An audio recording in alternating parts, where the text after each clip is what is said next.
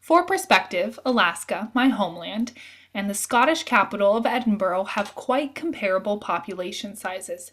However, Alaska is 663 square miles large. Edinburgh, 101 square miles small. I wanted something vastly different for my study abroad experience. In fact, I wrote in my study abroad admission essay that, for me, going abroad is experiencing a completely new environment that is entirely different than where I am now. Now was my college Gustavus in small town St. Peter, a community of comfort and infinite friendliness, encasing me in a bubble of learning and growing together. I spent my entire summer before studying abroad still in that warmth, unaware that I was whisking myself away from the familiar into not the new, but the completely unknown.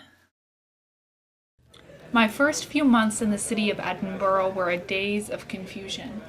Busy people off in their own worlds constantly ran over me on the sidewalk and gave me strange glares.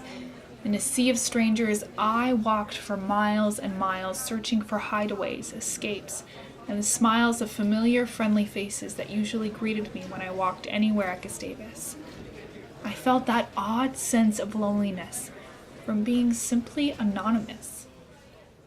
In my largest lecture class, Sociology 1A, I sat near the middle, surrounded by sleepy, fresher students not caring about theories of society. In the beginning of the semester, this was often the class that most suffocated me with its detachment. But then I started to listen. The lecture spoke about society, mostly city life, so foreign to me. They talked about music in the city, people wearing their headphones to escape, help the time pass, or make the city their own album. My witty professors discussed the rules of the city, which, to my bafflement, meant walking on the correct side of the sidewalk, which was not my natural American right side, but the left. No wonder I was constantly being run over. No wonder people felt compelled to engage in their own thoughts and minds, closing themselves off with headphones, making the city their own the only way they knew how. Soon I became one of them, engaging in making the city my own, blending into the culture without being anonymous, but a part of them.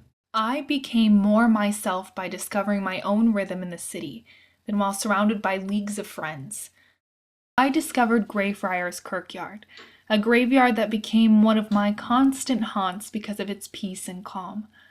I escaped to its winding paths, a haven of quiet within the chaotic city. I noticed that with my headphones in, I could make a space that sometimes seemed scary, seem serene.